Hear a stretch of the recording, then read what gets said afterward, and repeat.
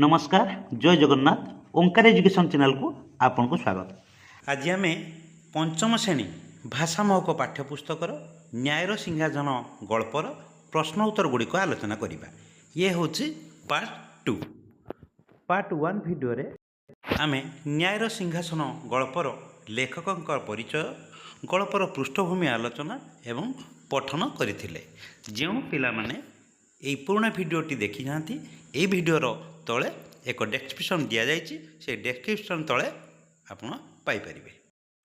ତେଣୁ ଡେରି ନକରି ଆସନ୍ତୁ ଆରମ୍ଭ କରିବା ନ୍ୟାୟର ସିଂହାସନ ବିଷୟର ପ୍ରଶ୍ନୋତ୍ତର ଗୁଡ଼ିକ ଆଲୋଚନା। ପ୍ରଶ୍ନୋତ୍ତର ପ୍ରାରମ୍ଭରେ ଅଛି ଆସ କଥା ହେବା। ଏଠି କିଛି ପ୍ରଶ୍ନ ଦେଇଛି, 4ଟି ପ୍ରଶ୍ନ ଦେଇଛି। ଏ ପ୍ରଶ୍ନ ଗୁଡ଼ିକ ଗୋଟି କରି କରି ଆମେ ଆଲୋଚନା କରିବା। 1 ନମ୍ବର ପ୍ରଶ୍ନ ରହିଛି ତୁମର ପ୍ରିୟ ଖେଳ କ'ଣ? ତୁମେ ସେହି ଖେଳକୁ କିପରି ଖେଳ? ଉତ୍ତର ରହିବ ଗୋଟେ ପିଲାଟି ଦେଖିଛି ତୁମେ ତୁମର ଯେଉଁ ଖେଳ ପ୍ରିୟ ସେ ବିଷୟରେ ଲେଖିବ।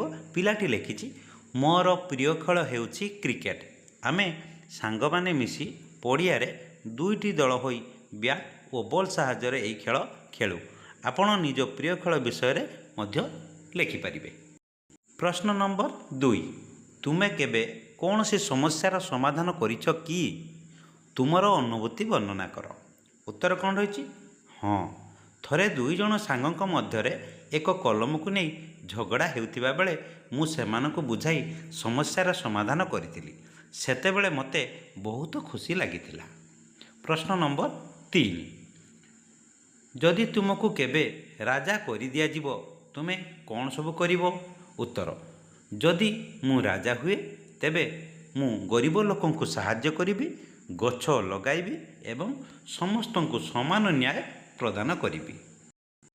ପ୍ରଶ୍ନ ନମ୍ବର 4 ପିଲାଟିର କେଉଁ ସବୁ ଗୁଣ ରହିଥିଲା ଯେଉଁ କାରଣ ପାଇଁ ସେ ସିଂହାସନରେ ବସିପାରୁଥିଲା? ଉତ୍ତର ପିଲାଟି ଧୀର, ଶାନ୍ତ ଏବଂ ବହୁତ ବୁଦ୍ଧିମାନ ଥିଲା।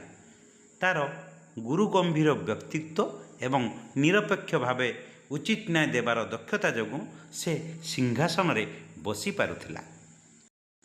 ପରବର୍ତ୍ତୀ ପ୍ରଶ୍ନ ଅଛି ପାଠରୁ ଆସ ପଢ଼ିବା ଓ ଠିକ୍ ବାକ୍ୟର ଠିକ୍ ବାକ୍ୟ ନିକଟରେ ଠିକ୍ ଚିହ୍ନ ଦେବା।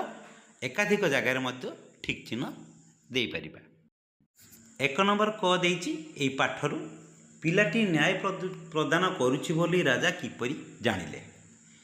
ପିଲାଙ୍କ ଦୁଷ୍ଟାମିରୁ, ଲୋକେ ପିଲାଟିର ନ୍ୟାୟକୁ ପ୍ରଶଂସା କରୁଥିବାରୁ, ପିଲାମାନେ ପିଲାଟି ବିରୁଦ୍ଧରେ କହିବାରୁ, ମନ୍ତ୍ରୀମାନେ ପିଲାଟିର ବୁଦ୍ଧିକୁ ପ୍ରଶଂସା କରିଥିବାରୁ। ଉତ୍ତର ରହିବ ଲୋକେ ପିଲାଟିର ନ୍ୟାୟକୁ ପ୍ରଶଂସା କରୁଥିବାରୁ।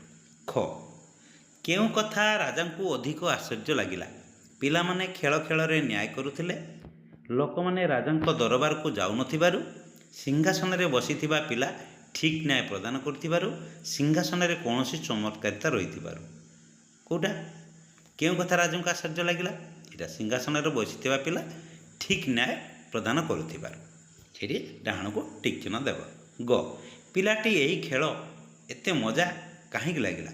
ପିଲାଙ୍କୁ ଏହି ଖେଳ କାହିଁକି ମଜା ଲାଗିଲା? କେଉଁଥିପାଇଁ ସେମାନେ ଏହି ଖେଳ ପ୍ରତିଦିନ ଖେଳିବାକୁ ଲାଗିଲେ? କାରଣ ସେମାନେ ରାଜା ଭଳି ହେବାର ମଜା ପାଉଥିଲେ।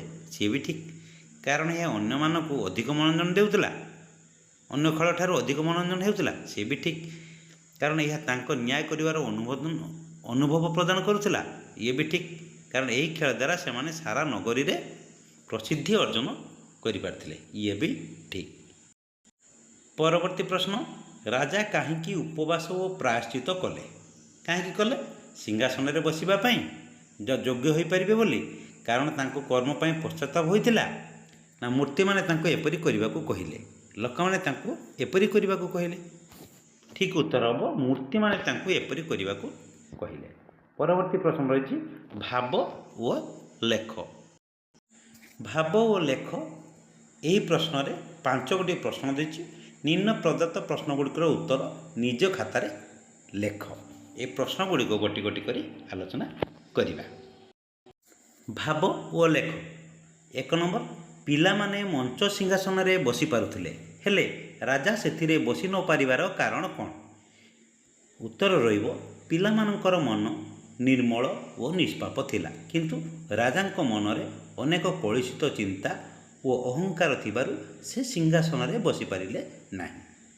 ପ୍ରଶ୍ନ 2 ପ୍ରାୟଶ୍ଚିତ କରିବା ପରେ ରାଜାଙ୍କୁ ସିଂହାସନରେ ବସିବାର ଅଧିକାର ମିଳିବାର ଆବଶ୍ୟକତା ଥିଲା କି? ଯଦି ହଁ କିମ୍ବା ନାହିଁ ତାର କାରଣ ଲେଖ। ଉତ୍ତର କ'ଣ ରହିବ? ନା, କାରଣ କେବଳ ବାହ୍ୟ ପ୍ରାୟଶ୍ଚିତ କଲେ ମନ ସମ୍ପୂର୍ଣ୍ଣ ଶୁଦ୍ଧ ହୁଏ ନାହିଁ। ମନର ପବିତ୍ରତା ହିଁ ସିଂହାସନରେ ବସିବାର ଏକମାତ୍ର ଯୋଗ୍ୟତା ଥିଲା। ପରବର୍ତ୍ତୀ ପ୍ରଶ୍ନ, ବୃଦ୍ଧ କୃଷକ ନିଜ କଳିର ସମାଧାନ କରିବା ପାଇଁ ରାଜାଙ୍କ ପରିବର୍ତ୍ତେ ପିଲାଟି ନିକଟକୁ ଯିବାକୁ କାହିଁକି ସ୍ଥିର କଲେ? ଉତ୍ତର ରହିବ, ରାଜାଙ୍କ ବିଚାର ଅପେକ୍ଷା ସେହି ପିଲାଟିର ବିଚାର ଅଧିକ ନ୍ୟାୟପୂର୍ଣ୍ଣ ଓ ନିରପେକ୍ଷ ଥିଲା। ତେଣୁ ବୃଦ୍ଧ କୃଷକ ପିଲାଟି ନିକଟକୁ ଯିବାକୁ ସ୍ଥିର କଲେ। ପ୍ରଶ୍ନ ନମ୍ବର 4 ଚତୁର୍ଥ ମୂର୍ତ୍ତି ସିଂହାସନ ସହିତ ଆକାଶକୁ ଉଡ଼ିଗଲା କାହିଁକି? ଉତ୍ତର, ରାଜା ଭୋଜ ଯେତେ ଚେଷ୍ଟା କଲେ ମଧ୍ୟ ତାଙ୍କ ମନ ଶିଶୁଟିଏ ଭଳି ନିଷ୍ପାପ ହୋଇପାରିଲା ନାହିଁ। ପୃଥିବୀରେ ବିକ୍ରମାଦିତ୍ୟଙ୍କ ପରି ଆଉ କେହି ଯୋଗ୍ୟ ବ୍ୟକ୍ତି ନଥିବା ଜାଣିପାରି ଚତୁର୍ଥ ମୂର୍ତ୍ତିଟି ସିଂହାସନ ଧରି ଆକାଶକୁ ଉଡ଼ିଗଲା। ପରବର୍ତ୍ତୀ ପ୍ରଶ୍ନ 5 ଏହି କାହାଣୀର ଆଉ ଏକ ନାଁ ଦିଅ। ତୁମେ ଏହି ନୂଆ ନାଁଟି କାହିଁକି ବାଛିଲ ତାର କାରଣ ଲେଖ। ଉତ୍ତର, ଏହି କାହାଣୀର ଅନ୍ୟ ଏକ ନାମ ନ୍ୟାୟର ପବିତ୍ରତା ହୋଇପାରେ। କାରଣ ଏହି ଗଳ୍ପରୁ ଶିକ୍ଷା ମିଳେ ଯେ ନ୍ୟାୟ ପ୍ରଦାନ କରିବା ପାଇଁ ହୃଦୟ ନିର୍ମଳ ଓ ସ୍ୱାର୍ଥହୀନ ହେବା ଏକାନ୍ତ ଆବଶ୍ୟକ। ପରବର୍ତ୍ତୀ ପ୍ରଶ୍ନ ରହିଛି ଅନୁମାନ ଓ କଳ୍ପନା କରିବା। 1 ନମ୍ବର ଆଉ 2 ନମ୍ବର ଦୁଇଟି ପ୍ରଶ୍ନ ଅଛି। ଏ ଦୁଇଟି ପ୍ରଶ୍ନର ଆମେ ଗୋଟି ଗୋଟି କରି ଉତ୍ତର ଆଲୋଚନା କରିବା। ଅନୁମାନ ଓ କଳ୍ପନା କରିବା। ପ୍ରଶ୍ନ 1 କାହାଣୀର ପୁତଳିକା ଗୁଡ଼ିକ ଉଡ଼ି ଯାଇଛନ୍ତି। ସେମାନେ କେଉଁଠାକୁ ଉଡ଼ି ଯାଇଥିବେ ଓ ସେଠାରେ କ'ଣ କରୁଥିବେ? ଉତ୍ତର କ'ଣ ହେବ? ପୁତଳିକା ଗୁଡ଼ିକ ହୁଏତ ସ୍ୱର୍ଗକୁ ଚାଲି ଯାଇଥିବେ ଏବଂ ସେଠାରେ ପୂର୍ବପରି ମହାରାଜା ବିକ୍ରମାଦିତ୍ୟଙ୍କ ଗୁଣଗାନ କରୁଥିବେ। ପ୍ରଶ୍ନ 2 ଏହି କାହାଣୀରେ ଯଦି ରାଜା ସିଂହାସନରେ ବସିବାରେ ସଫଳ ହୋଇଥାନ୍ତେ ତେବେ କ'ଣ ହୋଇଥାନ୍ତା? ଯଦି ରାଜା ସଫଳ ହୋଇଥାନ୍ତେ ତେବେ ହୁଏତ ସିଂହାସନରେ ଏହି ଅଲୌକିକ ମହିମା ପ୍ରକାଶ ପାଇନଥାନ୍ତା ଏବଂ ମନ ପବିତ୍ର ରଖିବାର ଯେଉଁ ଶିକ୍ଷା ରାଜା ପାଇଲେ ତାହା ସେ ପାଇପାରି ନଥାନ୍ତେ। ପରବର୍ତ୍ତୀ ପ୍ରଶ୍ନ ଭାଷାର କଥା। 1 ନିମ୍ନଲିଖିତ ବାକ୍ୟ ଗୁଡ଼ିକୁ ଧ୍ୟାନ ଦେଇ ପଢ଼ିବା। ତେବେ ତ ବଡ଼ ଆଶ୍ଚର୍ଯ୍ୟ କଥା, ଯାହା ବି ହେଉ ଏହି ମଞ୍ଚ ସିଂହାସନର କିଛି ଚମତ୍କାରିତା ଅଛି। ମୁଁ ଏହାର ଯାଞ୍ଚ କରିବି। ଉପରିଲିଖିତ ବାକ୍ୟ ପଢ଼ିବା ସମୟରେ କିଛି ଅସୁବିଧା ହୋଇଥିବ। ଏବେ ଆଉ ଥରେ ସେହି ବାକ୍ୟକୁ ପଢ଼। ତେବେ ଏହା ତ ବଡ଼ ଆଶ୍ଚର୍ଯ୍ୟର କଥା, ଯାହା ବି ହେଉ ଏହି ମଞ୍ଚ ସିଂହାସନର କିଛି ଚମତ୍କାରିତା ଅଛି। ମୁଁ ଏହାର ଯାଞ୍ଚ କରିବି। ଏବେ ଉପରୋକ୍ତ ବାକ୍ୟ ପଢ଼ିବାରେ ପୂର୍ବଥର ପରି କୌଣସି ଅସୁବିଧା ହୋଇନଥିବ। ବାକ୍ୟ ଗୁଡ଼ିକ ଭାବ ଓ ଅର୍ଥ ମଧ୍ୟ ବୁଝିପାରିବେ। ଏହାର କାରଣ ହେଲା ବାକ୍ୟରେ କିଛି ବିଶେଷତ୍ୱ ଚିହ୍ନ ଯେପରି ଉଦ୍ଧୃତ ଚିହ୍ନ, କମା ଆଉ ବିସ୍ମୟସୂଚକ ଚିହ୍ନ ପୂର୍ଣ୍ଣଚ୍ଛେଦ ପ୍ରୟୋଗ କରାଯାଇଛି। ଏଇଠି ଗୋଟେ ଉଦାହରଣ ଦେଇଛି। କେଉଁଠି ଉଦ୍ଧୃତ ଚିହ୍ନ, ଯେଉଁଠି ପ୍ରତ୍ୟକ୍ଷ ବାକ୍ୟ ଆରମ୍ଭରୁ ଆଉ ଶେଷରେ ଉଦ୍ଧୃତ ଚିହ୍ନ। ଯେଉଁଠି ଆଶ୍ଚର୍ଯ୍ୟର କଥା ଥିବ ସେଠି ବିସ୍ମୟ ଚିହ୍ନ ରହିବ। ଆଉ ଯେଉଁଠି ଟିକେ ବାକ୍ୟ ରହିଯାଉଥିବ ସେଠି କମା ରହିବ। ଆଉ ଯେଉଁଠି ବାକ୍ୟ ଶେଷ ହେଉଛି ସେଠି ପୂର୍ଣ୍ଣଚ୍ଛେଦ ରହିବ।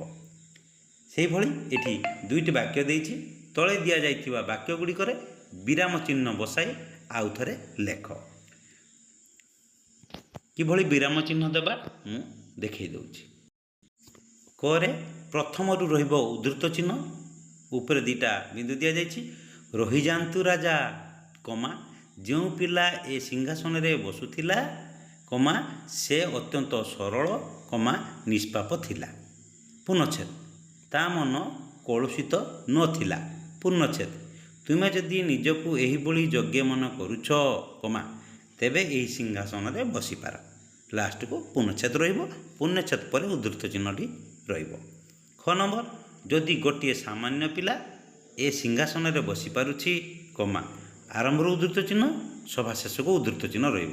ତେବେ ମୁଁ ରାଜା ହୋଇ ପୁଣି ଧନ୍ୟବାନ, ବଳବାନ ଓ ବୁଦ୍ଧିମାନ ଭାବେ ଏହି ସିଂହାସନରେ ବସିବାକୁ ତ ଅଧିକ ଯୋଗ୍ୟ। ଧନବାନ ପରେ କମା, ବଳବାନ ପରେ ଆଉ ଓ ଅଛି, କିଛି ଅସୁବିଧା ନାହିଁ। ସଭା ଶେଷକୁ ପୂର୍ଣ୍ଣଚ୍ଛେଦ ଆଉ ଉଦ୍ଧୃତ ଚିହ୍ନ ଶେଷ। 2 ନମ୍ବର ପ୍ରଶ୍ନ द्वितीय पुतलिका मध्य उड़ीगला। यही वाक्य को आधार करी निम्न प्रश्नर शिक्षकों सहायतार लेख। यही वाक्य विशेष्य पद केटा आउ केउंटा विशेष पदर विशेषण भाव व्यवहृत होती।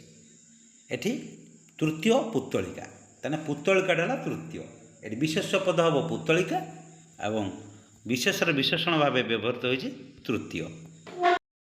यही लिखिए विशेष पदटी है पुतलिका आउ विशेषर पदर विशेषण पदटी है तृतीय। परवर्ती 3 नंबर प्रश्न, निम्न वाक्यगुड़िकरू विशेषण पदगुड़िक चिह्नट करी ता तले गार दियो। जेपरी गोटे दिन दले पिला पड़ियारे खेलुथिले। रेखांकित पद दुईटी लक्ष्य कर। ये दुईटी शब्द दिन और पिला पूर्व व्यवहृत होती। पिला शब्द विशेष पद, गोटे और दले ये शब्द दुईटी विशेषण। यह विशेष पदर परिमाण को सूचाऊँच। से भली आमर एठी चिह्नट करवा विशेषण पदगुड़ी को विशेष पदर पूर्व व्यवहार होती। सेठारे एक सुदीर्घ पड़िया थिला। ये सुदीर्घटी है आमर विशेषण पद। एते छोट बयस एमिति बुद्धि रहिबा आश्चर्यर कथा। छोट एते छोट पड़िया सुदीर्घ पड़िया एटी छोटटी है विशेषण पद। राजा देखिले जे यह पत्थर नुहे बहुत सुंदर सिंहासन। सुंदर बहुत सिंहासन विशेष विशेषण होची बहुत। हजार हजार लोक लोक जो अच्छी केते लोक ना हजार हजार लोक हजार हजार लोक सिंहासन देखा भिड़ जमाइले। ये हजार हजार लोक होती विशेषण। तापर 4 रही तुम निकट क्यों क्यों विशेष गुण दरकार जहाद्वारा तुम्हें कहानी थिबा सिंहासन उपरे बसी पार। उत्तरटी कौन है? यही सिंहासन उपरे बसिबा पई जड़े व्यक्तिर मन निर्मल होगा आवश्यक। सेथिपाई निम्नलिखित गुणगुड़िक थिबा दरकार।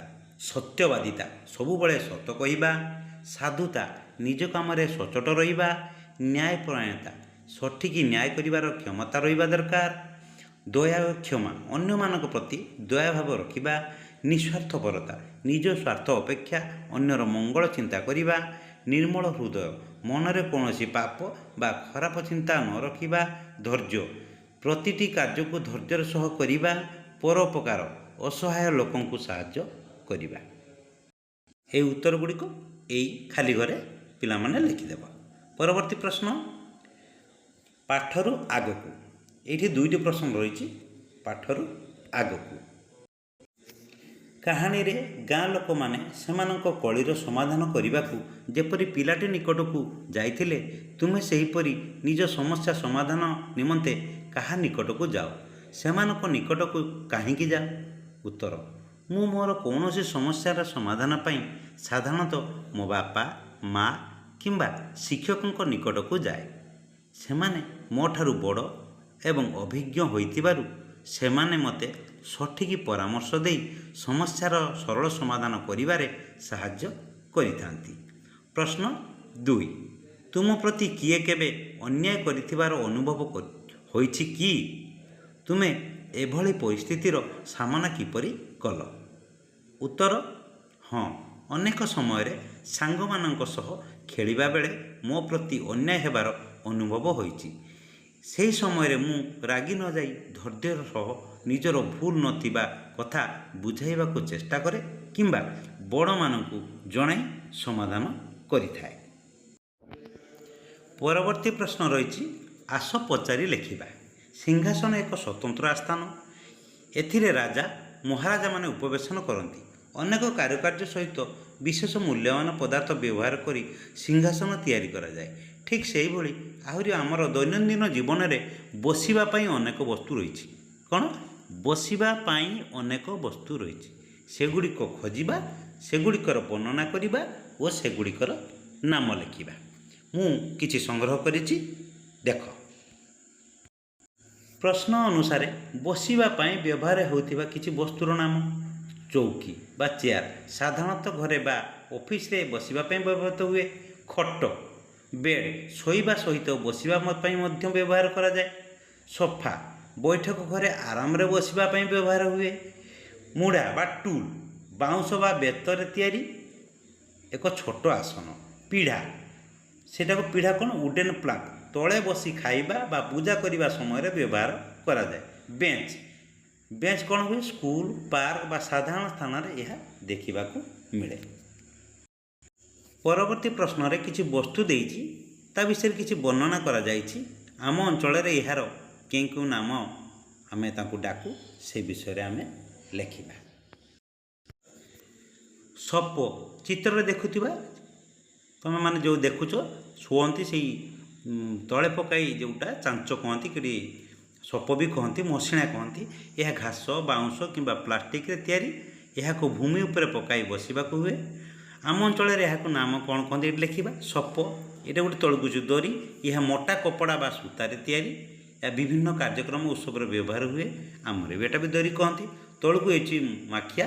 ଏ ବିଷୟରେ ସବୁ ବର୍ଣ୍ଣନା କରି ଆମେ ଲେଖିବା। ଦେଖ ମୁଁ ପ୍ରସ୍ତୁତ କରିଛି, ତୁମେମାନେ ଦେଖି ଦେଖି ବହିରେ କିମ୍ବା ଖାତାରେ ଲେଖିଦେବ। ସପ ପାଠ୍ୟକ୍ରମରେ ଅଛି ସପ, ଆମର ବି ସପ କିମ୍ବା ମସିଣା। ଦରି, ଆମ ଅଞ୍ଚଳରେ ବି ଦରି କହନ୍ତି।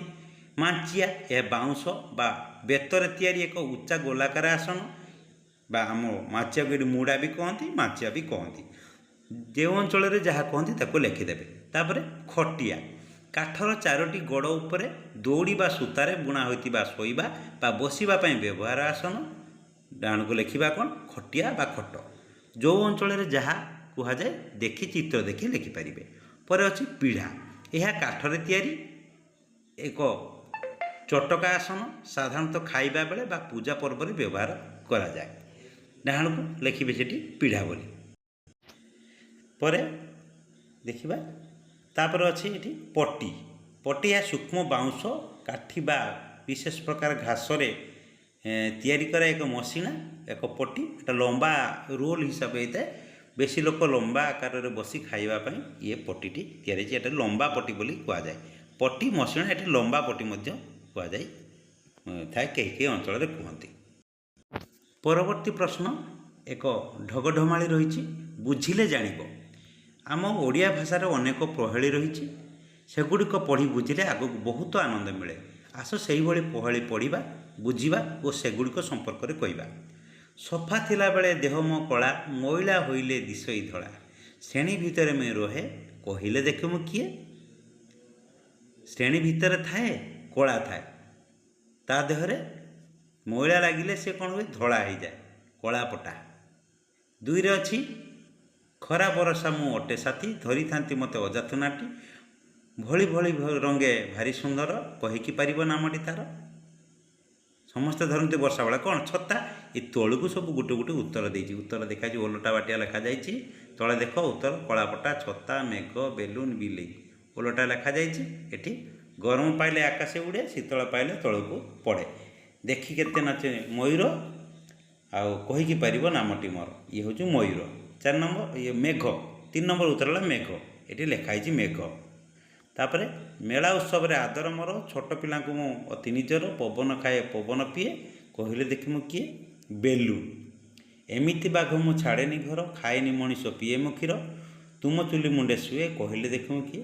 ବିଲେଇ। ଏ ପିଲାମାନେ ଏଭଳି ନିଜ ନିଜ ଭିତରେ ଆଲୋଚନା କରି ଲେଖିବେ। ପରବର୍ତ୍ତୀ ପ୍ରଶ୍ନ ଅଛି ମୋର ନ୍ୟାୟ। ଏଠି ଏଇ ଗଳ୍ପଟି ଯେଉଁ ପଢ଼ିଲେ ତାକୁ ଶିକ୍ଷକଙ୍କ ସହିତ ପିଲାମାନେ ମିଶି ତାକୁ ଏକ ଅଭିନୟ ନାଟକ କରିବେ। ଏତିକି ପ୍ରଶ୍ନ ଉତ୍ତର ବିଷୟଟି ଆମର ସରିଯାଇଛି। ପିଲାମାନେ ନିଜ ଖାତା ବହିରେ ଉତ୍ତର ନିଶ୍ଚୟ ଲେଖିଦେବ। ଆଜିର ଭିଡ଼ିଓଟି ଥିଲା ଭାଷା ମହକ ପାଠ୍ୟପୁସ୍ତକର ନ୍ୟାୟର ସିଂହାସନ 5ମ ଶ୍ରେଣୀ ପ୍ରଶ୍ନ ଉତ୍ତର ଆଲୋଚନା। ପୂର୍ବରୁ ଆମେ ଲେଖକଙ୍କ ପରିଚୟ, ଗଳ୍ପର ପୃଷ୍ଠଭୂମି ଆଲୋଚନା ଓ ପଠନ ପଢ଼ିଥିଲେ ପାର୍ଟ 1। ଏ ତଳକୁ ଡେସ୍କ୍ରିପସନ୍ 2ଟି ରହିଛି, ତୁମେମାନେ ଦେଖିବ ଆଉ ପ୍ରଶ୍ନ ଉତ୍ତରଗୁଡ଼ିକ ପଢ଼ିବ ଆଉ ବୁଝିବାକୁ ଚେଷ୍ଟା କରିବ। ଭିଡ଼ିଓଟି ଯଦି ତୁମମାନଙ୍କୁ ଭଲ ଲାଗିଥିବ ନିଶ୍ଚୟ କମେଣ୍ଟ କରିବ।